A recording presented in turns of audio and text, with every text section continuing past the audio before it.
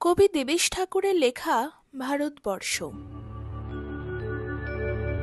ভারতবর্ষ মানে কোনো আর্ট পেপারে আঁকা জল রঙের মানচিত্র নয়। ভারতবর্ষ মানে শুধু হর্ষবর্ধন কিংবা বাবরের বিজয় বার্তা নয়।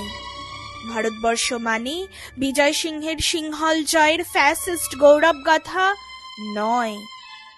ভারতবর্ষ মানে শুধু মীনাক্ষীপুরম কিংবা জামা মসজিদ নয়। ভারতবর্ষ মানে নেহেরুজির বংশানুবৃত্তি কিংবা জিন্না সাহেবের অলিখিত শ্বেতপত্র নয়। ভারতবর্ষ মানে এক ভালোবাসা, আমার তোমার শব্দের, সঙ্গীতের, জীবনের, আকাশের, মাটির। আমাদের প্রাইমারি স্কুলে কলুখা সাহেব সাদা দাড়ি, মাথায় ফেজ, ড্রিল করাতেন আমাদের। ডান বা ডান বা ডান বা। সস্নেহে সতর্ক করতেন, বাপা সকল পা আর হাত মিলিয়ে মিলিয়ে ফেলো। কলুখা সাহেবের গোড়ের মাটিতে আজ ফেরেস্তার হাসি ভারতবর্ষের চেরাগ হয়ে জ্বলছে। বদ্রু মিয়ার হাতের কর্ণিকে শিব মন্দিরের গায়ে কত ফুল কাটা, আর তার জোগাড়ে হয়ে মশলা মাখছে ঈশান বাউরি। নিয়ামত শেখ আর গোকুল মাহাতো এক পাটাতনে ধান ছাড়ে।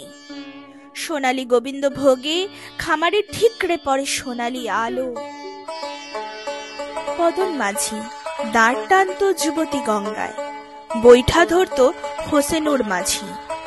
সামলে চলো মাঝি, সামুতে কাঁসা খাকির গান, সোরাবালির সর আর ঘূর্ণিঝড়ের ঘাট।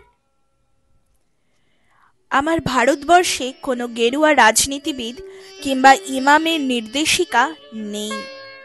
এখানে কোনো সংহিতা হাদিস ছাড়াই কোজাগরি চাঁদের অকৃপণ আলো পড়ে ঈদগার ওপর, আর রমজানি চাঁদ তুলসী মঞ্চের গায়ে পূর্ণ আলো দেয়।